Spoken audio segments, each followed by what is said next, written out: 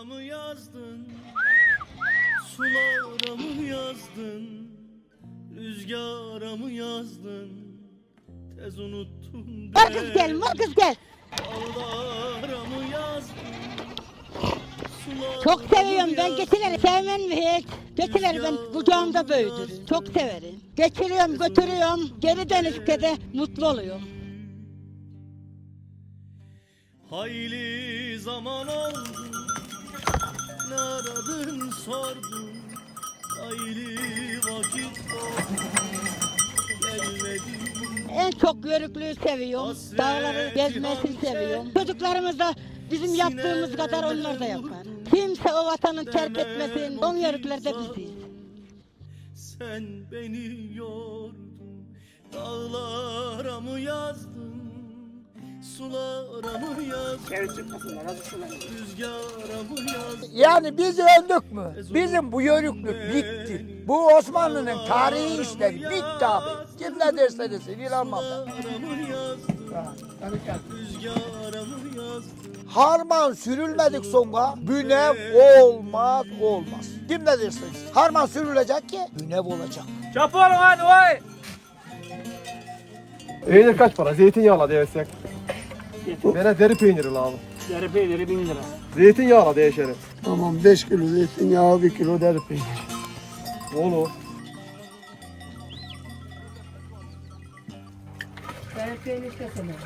Hayli yıllar oldu, bekledim dur. Peynirimiz işte bu salamora. 10 gündüzde biçti mi keseye deriye basarız.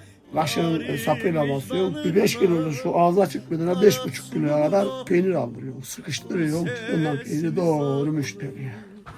En az 400 yıllık burada dedelerimizin dedesine doğru gelmiş geçmişi var. Biz burada Mayıs ayının ortalama 15'inden geri sahilden hareket ederiz. Nisan'da Mayıs'ta kepçe açmaz.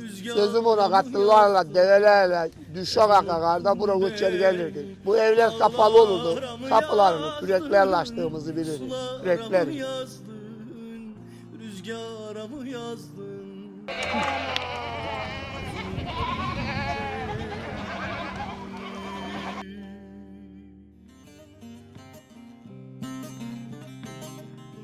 Peynir yapıyoruz. Peyniri, orijinalini yapıyoruz. Doğanın yapıyoruz. Efendim kimyasal yapmıyoruz. 1 kilo süt 1 kilo peynir olmuyor. 5 kilo sütten 1 kilo peynir çıkar.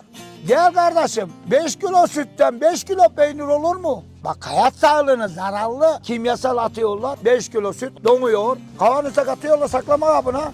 Fabrika döküyor. Getir ucundan dök doldur koy şora dondu. Al sene 5 kilo. Bunu vatandaş bilmiyor.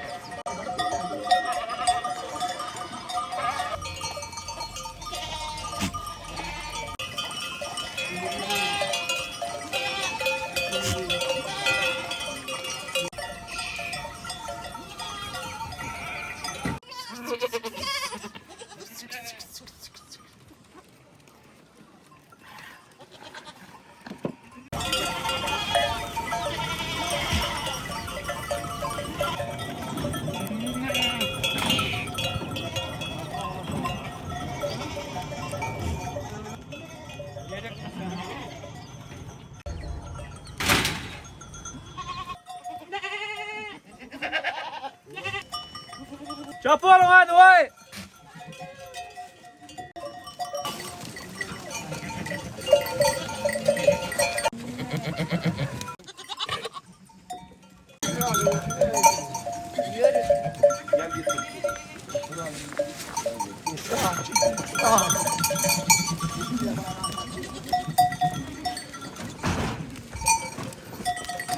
Başını tut da sen önünden diyorum desene. He? Gel şuraya.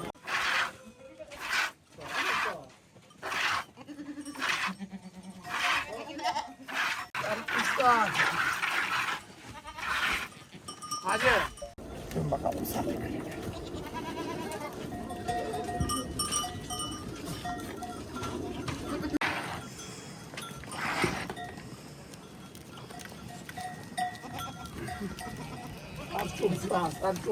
Sarçumsan.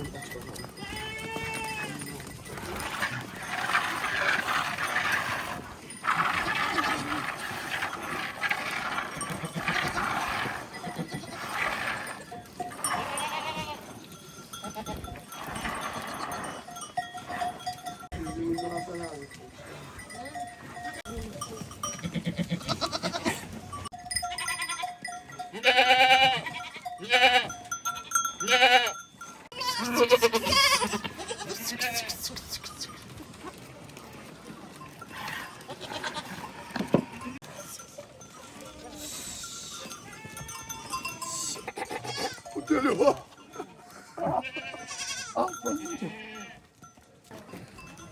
Onu sıkı.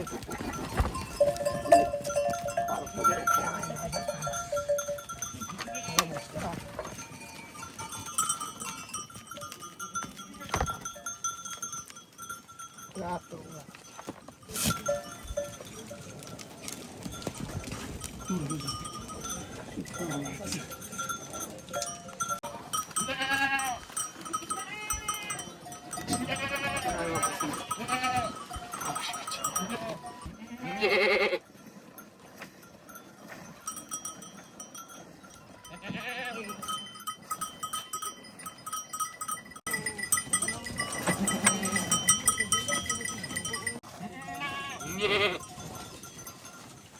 Babası bunun oğlu bak. Daha ilk oğlu abi seni.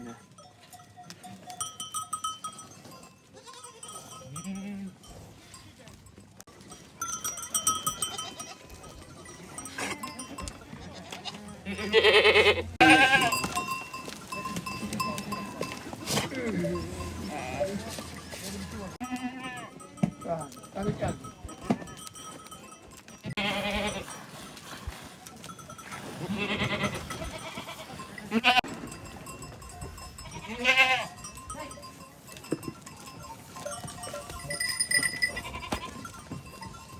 Yağır kız gibi başlatma eden.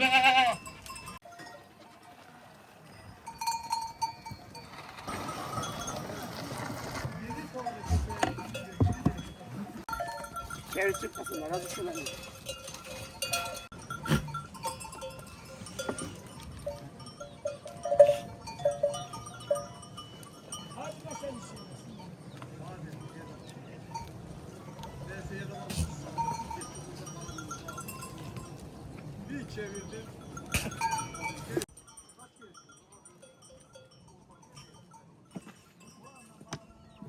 Bu koca yok geçiydi hacam ya. Dayı peynir var mı? Salamura peynir. Kara borsa dayı, kara borsa. Oo var ya hiç yok mu sizde ya. Yaparak hayatı. Hasan Aka. Hacım burada peynir Peynir kaç para? Zeytinyağla diyersek. He? 5, 750 bin. Bana deri peyniri lazım. Yarı peyniri 1000 lira. Deri peyniri 1000 lira. Zeytinyağla değişelim. Tamam 5 kilo zeytinyağı, 1 kilo deri peynir. Olur. Yapalım bir oğlak derisine öyle basalım bir 12-13 kilo. Senin de varın Ağustos'ta peyniri, yanına. senin de varın peyniri kim yiyecek? Benim de var biladere düştü böldük de. Orijinal da var seninki, hiç gengi bozulmuyor. Yengizi bozulup diye yemediğimler. Yemin ederim he. Pahalı ya. Peynir çok bunların olduğu yer ondan verdim. Bu da senden mayana kocak peçenin. Ya valla. O zaman verdin hani akarda ekistek ya. Ha tamam tamam. Kocalar peçi. Demek ki büyüyor ya. Demek ki büyüyor. Veriyor da sık plastik basmayı getiriyor öyle bir kesesi var. Bir şey değil mi? Hacım yemin verirsen verirsin. İyi adam Sen buna diyor. ilaç diye yolla. İlacın onunla alakası yok. Hani? Öyle ilaçtan oluyor. İlaçlar mı oldu? Tamam. Osurtan ne baştan diyor. Şu kesimde var mı? Basıştan olan. Zeytinyağı döktün mü? Ver döndür. Zeytinyağı da kaçırmaz. Sen ver o bitsin gelsin. Hadi bakalım bir çay içeceğiz. Hadi bakalım. İşlerim arkadaşlar. Milletten birinden çay, birinden yemek böyle geçirip gireceğiz. Çok keseye vurdum olmaz. yenge geldiğinde de Şu mahkemenin yanımızdan mı var? yolan canım ağır yolunu bu geleydi tırnaklarıyla uzun bir zamana kestim. Sen şeye baktın mı sen? İnternete baktın mı sen? Neydi? Yağmur. Yağmur. Hı? Yakın pazar günü yağmurlu gösterdi. Böyle gösterme. Buraya ilk yağmur. Bunu da tutmam.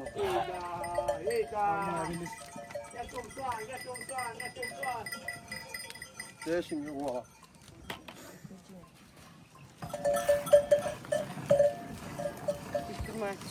Dur bakalım. Susuz onlar aslında su da attıracak. Biraz su demiyorlar, su sahip. Beni de bulaştırdı bu işe. Hafta 1 kilo peynire bu iş yapılır mı ya? 7'ye 2 topa peynir. Eşek gibi çalışıyor. Hacım bir bardakla süt atıyor, süt piştiğinde köpüğünden hadi. Ama ben sizi çift içemem. Yanında yoğurt olsun. Nasrettin Hoca'nın göre mayattığından kanında yoğurdu olmuş. Ürüş hacım. Karnımda yoğurt Ötekin olsun. sağlıyor. Karnımda yoğurt olsa peynirsiz işim. Şu pahalılıkta peynir yenir mi? Ama da yine 2 topa iyi. Bayarak bir bak. 250 lira ama iyi. Gidiyor ya. Bayağı Neydi? Kemal Sunal'ın şeyi kesti hesap. Salam mı? salıyor. Ha sen ne kadar para bir şey koyuyor. Valla o aşağı. Aşağıya kapıyı açıyor.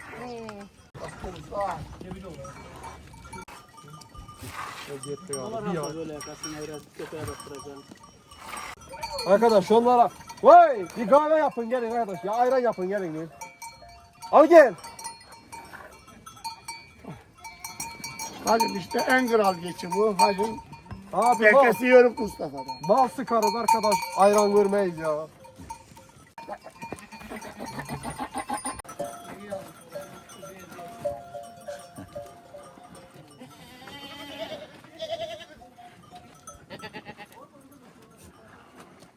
Ara bir gaz fıs bir şey sürülecek. Kiliğin ucuna patlamış.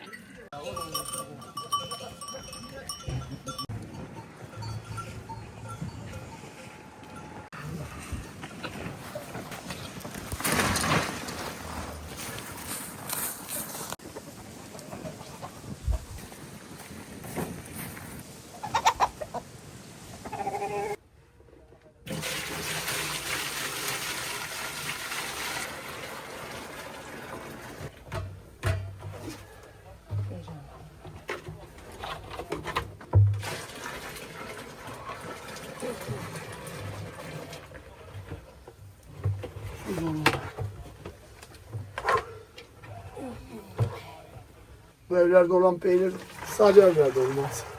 Sadece evler sıcak olur.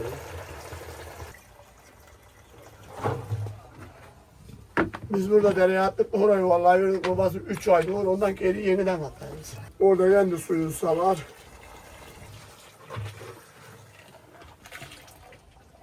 Çakacağız. Tarihi İşte o peynir onun uçlarına kadar dolap olsan ya işte. burada yaşantı başka. Üstü toprak. Bak şu duvarın içinden hep hava alıyor. Aşırı Topralar açılır. Evet, oralar toprağa atılır. Ya da umut olan bir sene yani bir şey var, hiçbir şey olmaz.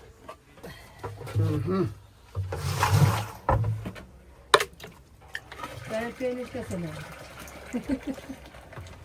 Ay bir kazan süt. Düğünü var.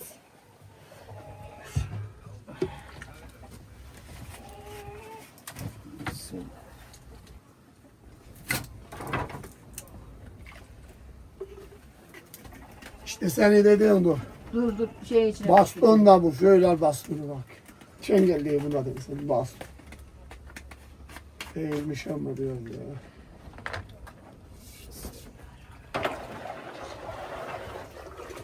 Bunu ucunu çıtlatmadan yapacağın peynirden çok süper oluyor. Bazıları çıtlatmadan yapıyor. Bu gördüğün ev kaç asırlı ev bakalım. Bir asırlık var, 2 asırlık üstünde. Onu var mı? Yine olsun. Yörük peynir işte bu eleği cirkiledik. Yok. Peynirimiz işte bu. Salamora. 10 gündüzde pişti mi keseye deriye basarız. Ondan geri abi. Bunu ne dedim ha? Çuvalla deriye girmeden isteyene çuvalda bir ay acı suyu çıkar. Öyle ağızda aşkınız. Beni de isteyen oraya, ondan geri bidonlara yenile yazık burada ama bidona basması daha zor. Böyle parmağınla, kaşığın sapıyla basıyorsun. Bir 5 kiloluk şu ağzı açık bidona 5,5 kiloya kadar peynir aldırıyorsun. Sıkıştırıyorsun. İşte ondan geri doğru müşteriye. Deriye basıyoruz. Deride 3 ay suyunu alıyor. Kendi acı suyu çıkıyor. Kıvamına geldi mi de çıkarıp levende ezip yenile bidonlara basıyoruz. Bidondan alıp eridiyoruz. Keseye deriye basıyoruz. Orada kıvamına geldi mi yenile 5 kiloluk bidona bastık. Bu müşteriye hazır oluyor. Ama böyle iyi. Bazı müşteriler o Antalyalı avukat mesela keseden istiyor. Kesede Bunda da bastı. bir ay 25 gün durur öyle. En az bir aya yakın durdu da kıvamına geldi mi yenile bidona Su basıyoruz. kalırsa da acır. Evveli sene bir öğretmiş arkadaşım. Bir yerden almış 3 gün bastırmış. 3 gün ilacı suyu çıkar mı? Kolay mı o iş dedim ben. Peyniri satana mani buluyor. Sen onu kuru olalı almıyorsun ha dedim ben. Yaş olalı alıyor. Adam direkt Oo, deriye benim basıyor. sesi daldırıyor. Deriden şeye koyuyor. Dağı kan dağı. Deliğe. Delik de iki yandan titreşim. Hava almadığından acı suyu çıkmıyor. Eşkimsi oluyor. Şimdi burası 2 asırlık bir ev işte. Peynir evi. Hazineli. Ama evi gördüğün gece elip de derler çalmayası.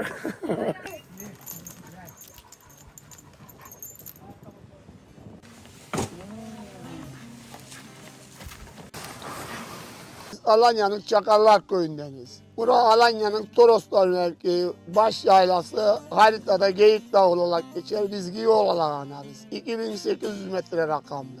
Burada normalde ben 65 yaşındayım. 65 yıldır buraya çıkıyoruz. Daha önce kaç yıl tarihi istesen de o aklımda yok. Bizden önce dedelerimiz, debelerimiz burada büyümüş. Yani En az 4 asırlık Yani var abi. babam değil de dedem de burada büyümüş. Asilini tarih olarak aklımda yok. Ama şu anda demek ki 3 asırlık filan bir Fazla. yayla burası. Yani bizim neslimizin gelmesi. Daha ilerisin gerisin bilmiyorum. En az 400 yıldır abi benim adını aldığım dedem savaştan kaçmış. Sahile gelmiş, sahilde gizlenmiş. Yazın savaş bitmiş. Nisan ayında yörük yaylaya göçerken hiçbir akrabasına görükmeden, anasına dahi görükmeden oba göçerken bir amcası oğlunu gözükmüş. Buraya çıkmış. Burada karşıda bir kardeliği var. Kardeliğine gider gündüz o zaman da bit meşhurmuş. Bitlenirmiş. Dışarıda gece kardeliğine sokulurmuş. Kadının biri mal tanımaya vardığında görür gelir anasına müdüce eder. Anası da der ki ay karavuzum ay komşudur. Benim oğlan gideli 13 sene oldudur. Canlı olsa zahar 13 senedirdir bir haberi gelirdir. Ondan gelir buradan iniyorlar. Sonra sene kışın önünde harp bitiyor. En az 400 yıllık burada dedelerimizin dedesine doğru gelmiş geçmişi var. Biz burada Mayıs ayının ortalama 15'inden geri sahilden hareket ederiz. Aşağıda Gündoğmuş'un yaylası var. Kurucalanı içinden geçtiğiniz orada kar başlar şimdiki gibi. Nisan'da Mayıs'ta kepçe açmazdı. Sözüm ona katırlarla, develerle, düşak akarda buraya göçer gelirdik. Bu evler kapalı olurdu. Kapılarını küreklerle açtığımızı bilirim. Kürekler ile. Aşağıda Uğuz'dan yakacağımız odunu Uğuz'dan getirirdik develerle. Şimdi ama onlar kalktı abi. Hep vasıtayla. Teknolojiye herkes ayak uydurmaya. Tel bitti, çıktı, tel örgü çıktı. Çobancılığı oldu. Herkes yastığın kenarına malını katıyor eski gibi. Kepeneğimizde, Giyi Dağı'nda, Akdağ'da, Gökdağ'da yatmak yok.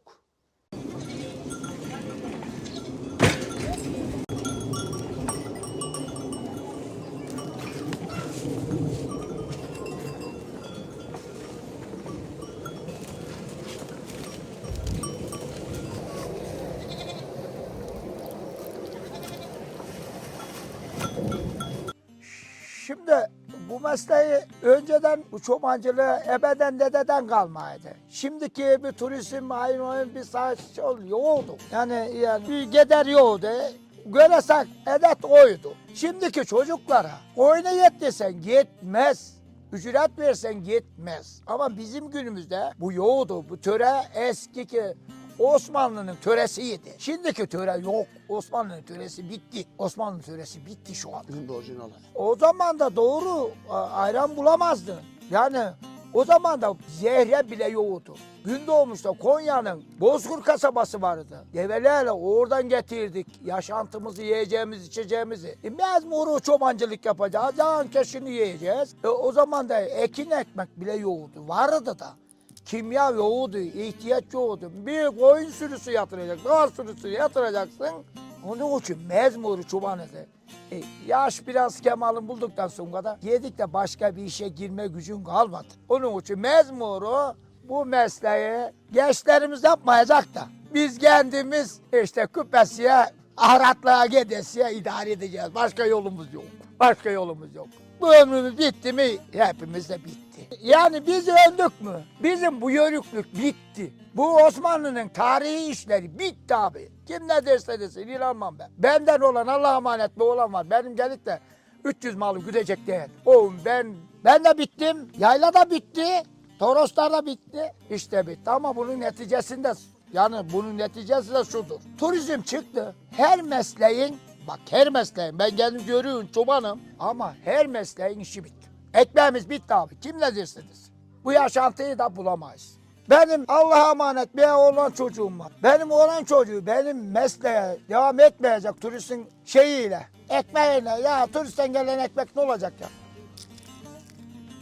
Usta şu kesindir. Harman sürülmedik sonra bünev olmaz. Kim ne dersiniz? Harman sürülecek ki bünev olacak. Yani bünev değil yani eski dilimizde şimdi her şeye dil dönüyor da. O zamanlardaki Osmanlı'nın şeyi bünev olacak bünev. Yani varlık olacak. Kiloyla şeker almayla şey dayanmaz. Bünev olmaz. Ama çuval olursa biraz dayadır. Çünkü kiloyla şeker alın kiloda titreyerek biter gider.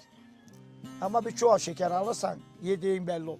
Bizim bu düzen budur. Yörüklüğün düzeni buydu ama bitecek bitti. Yani turizm kuruldu.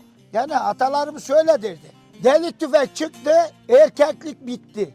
Bak delik tüfek yani delikten kuval çıktı, tüfeğe derdi tabi atalarımız. Delik demiş. Delik demir çıktı, erkeklik bitti derdi. Onun hesabı. Mertlik bozuldu. Mertlik bozuldu derdi. Ama aynı bizim şimdiki meslek, ekmek, yönetim buna benziyor.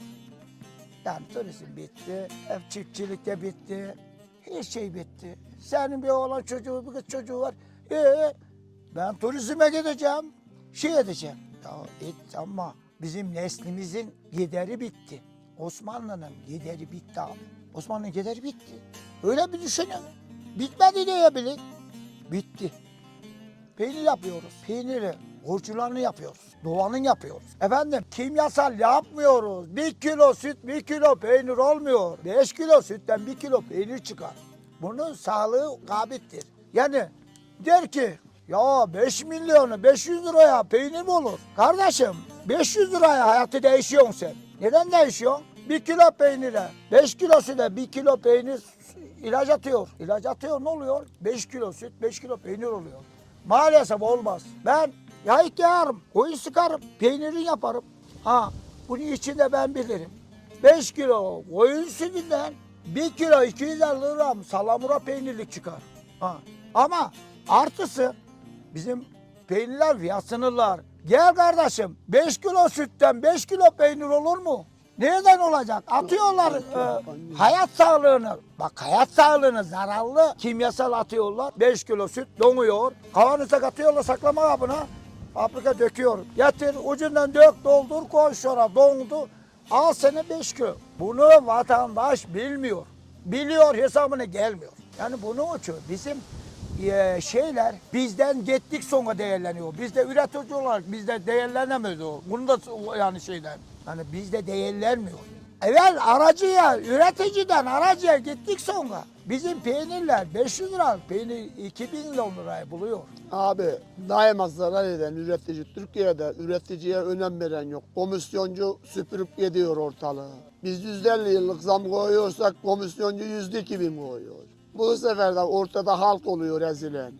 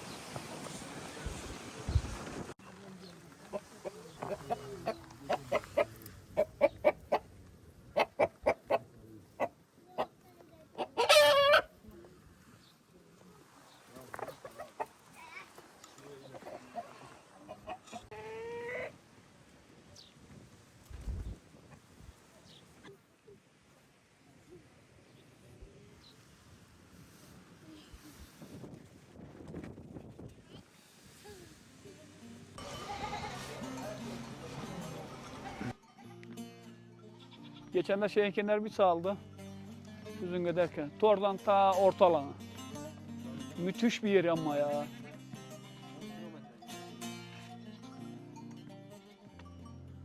Takalaya çeyal gel bakalım. Şu sabahla zor gitti geldi ya. Koyu mu versek yoksa?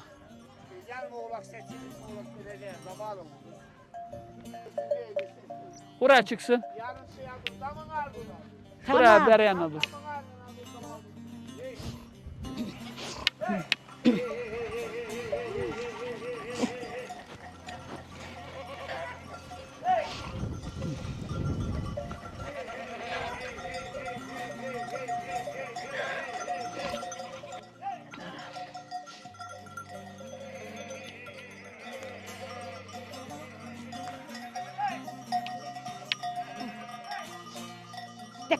Davar biraz çıksın. Tutsun.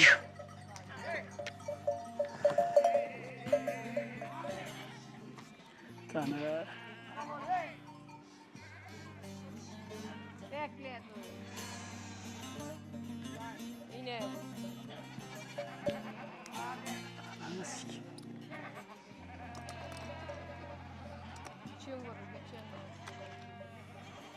Ateş var %100. Salıver oğlan buluşalım.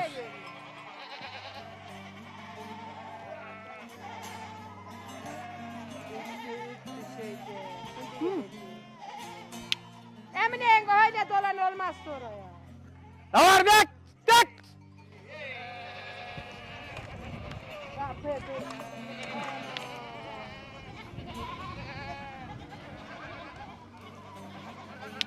Oradan dolanı ver alsın. Hey hey hey!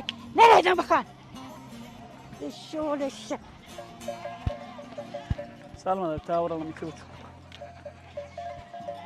Nereyden oraya bakan? Şşş! Nereyden?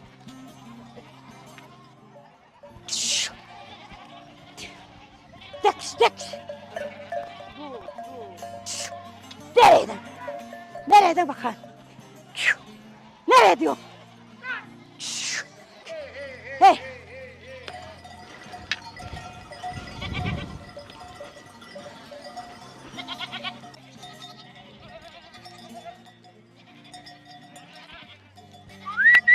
Hey hey hey! Hey! Nereydi?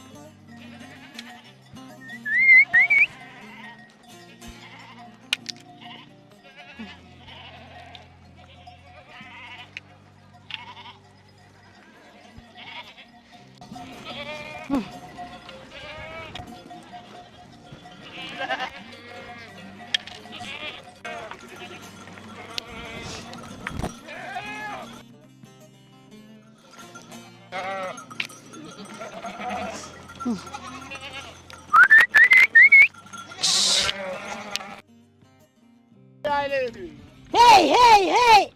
Hey! Hey hey! Dava sulandı yayla gidiyor hey!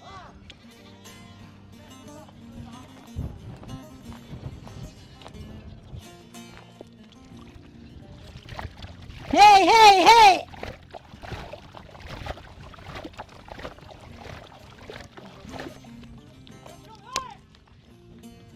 Marcus gel, Marcus gel.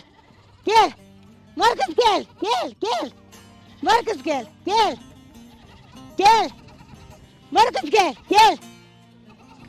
Gel. Marcus gel, gel, gel.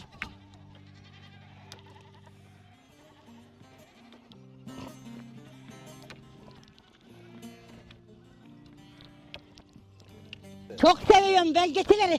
Sevmem hiç. Geçileri ben kucağımda büyüdürüm. Çok severim. Ben en azından 30 senedir ufak tefek var bizim malımız. En çok yörüklüğü seviyorum. Dağları gezmesini seviyorum. Son yörüklerde biziz. Kimse o vatanı terk etmesin. Hoşça kalın.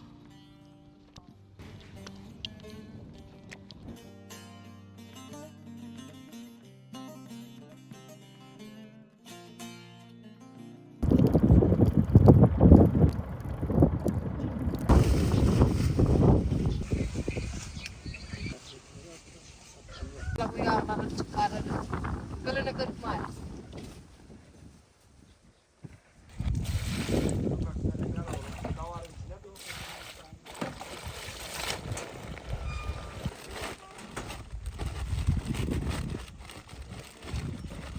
Al gel bakalım hanım keseleri bir dökelim.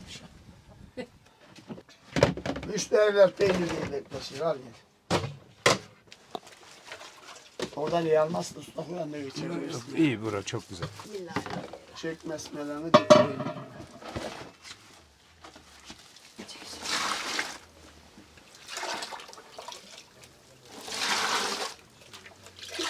İşte usta peynirin ilk safhası bu işlem başladı.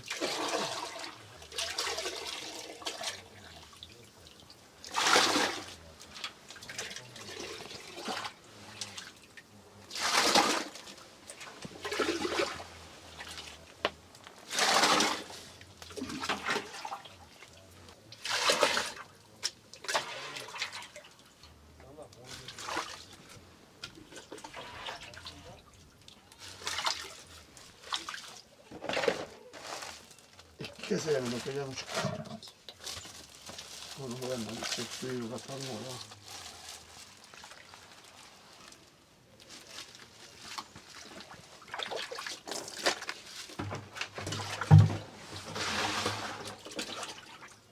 Esas yararlı şeyin biri zor, kemik erimesine, efendim yaşlılara, hasta olanlara.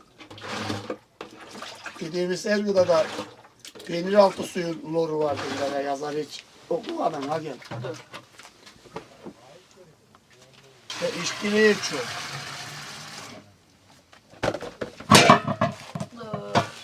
Ağzının tadını bilen fiyatla itiraz yapmaz da bilmeyen fiyat nedir, bilmem nedir. Ama böyle işkiliğinin zor olduğunu ne bilsin adam. Doğal olarak bunu yemez gider söğüt peynir alır, paprika peyniri asılır. Adam ara bir şey diyemem ne yapsın adamın düz oluyor yeterli. Şimdi peyniri keseleyeceğiz, suyu çıkacak. Ondan geri bir taş altına bir taş üstüne iyice suyunu çıkaracağız.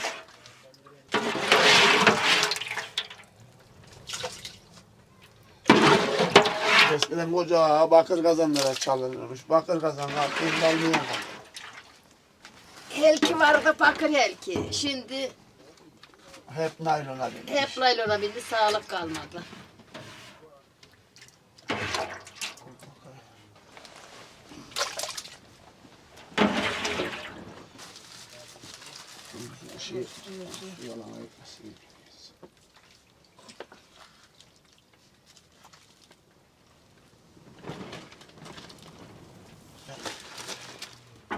Ne aldım? Bir tane su çarpalım. Bana bak sen.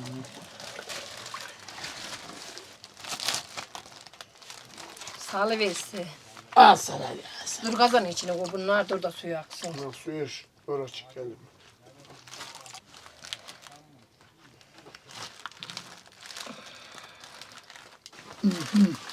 Buyur aksın orası.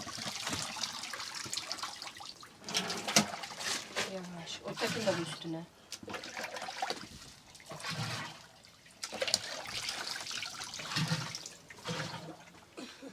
İşte tamam.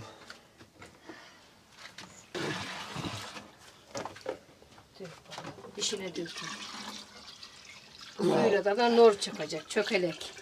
Al bakalım sana bir bidon peynir suyu. Lor çökereceksin. Ama benim odunları fazla yakacak getirdi adam bakayım. Odun yetsin.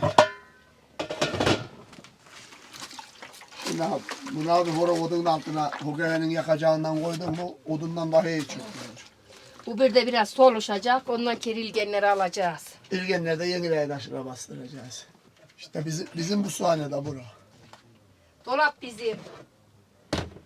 O çingelde olmaz ama bu tarihi evde oluyor. Üstünde toplu olmasa bunun olmaz. Üstü toplu oluşun. Bak içeri ağlar Bizim soğuk. doğal buzdolabı, elektrik yok, şey yok. O Uğuz denen yerden el gücüyle yarmışlar bunu. Indiki gibi bıçkı şey mi var, hızar mı var? Bayağı ki bu da oldu. Çık bakalım hani. Buna sinek düşerse Kapat kapatalım. onu. Çay içtik yeri keselerimizi başa bastırırız aksın. Tamam. Haydi bakalım. Bu peynirleri bir sonra bir ay şöyle keseye bastırırız. Acı suyu çıkar. Ondan geri deriye bastırırız. Deride acı suyu çıkar. Kıvamına geldi mi bidonu öyle basarız. Özel peynir evi bu işte, hazineli. İşte hazineli ev burası. Sabah geçilerimiz geldi. Ben kahvaltılarını hazırladım. Kahvaltımızı yaptık. Biraz sohbet ettik. Ondan sonra geçilerimizi sağım vakti geldi. Helkilerimi şeylerimi yıkadım. Sağıma girdik.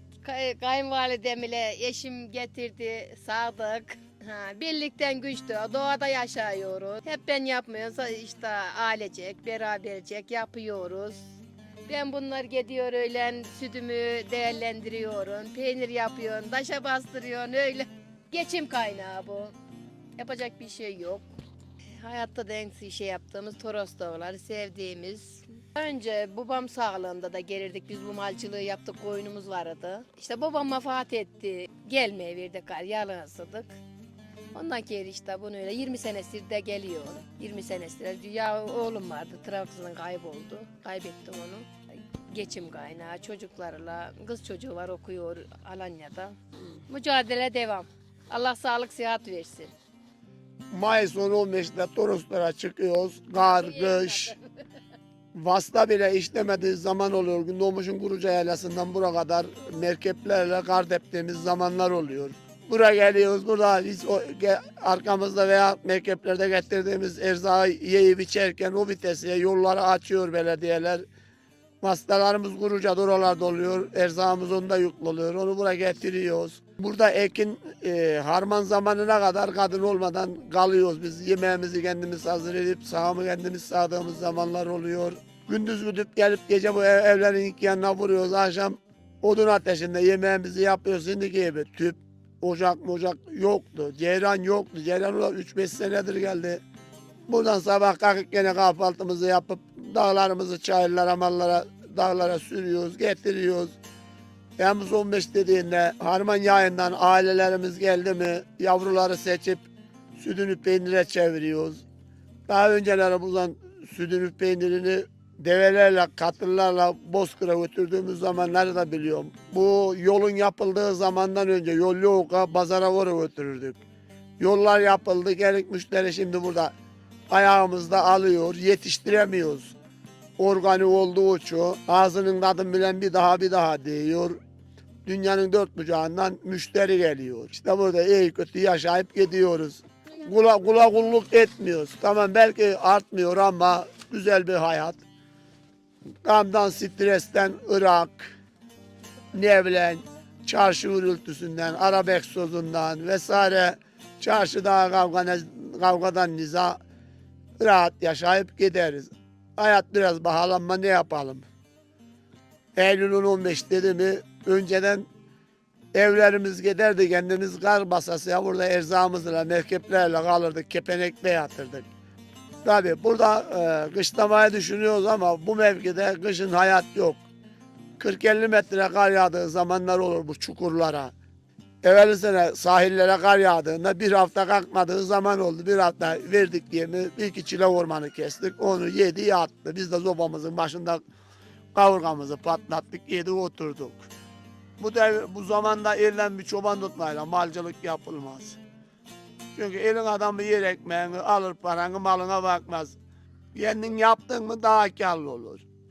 Hayvanına sevgini gösterin, o da sana saygısını gösterir ama İnsan olduğunda saygı, sevgi diye bir şey kalmamış.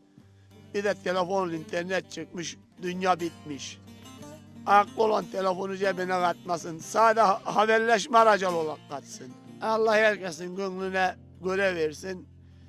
Allah'a et duanı, al karşılığını. Başka ne diyelim biz? Diyeceğimiz bir şey yok. Allah'a emanet olun.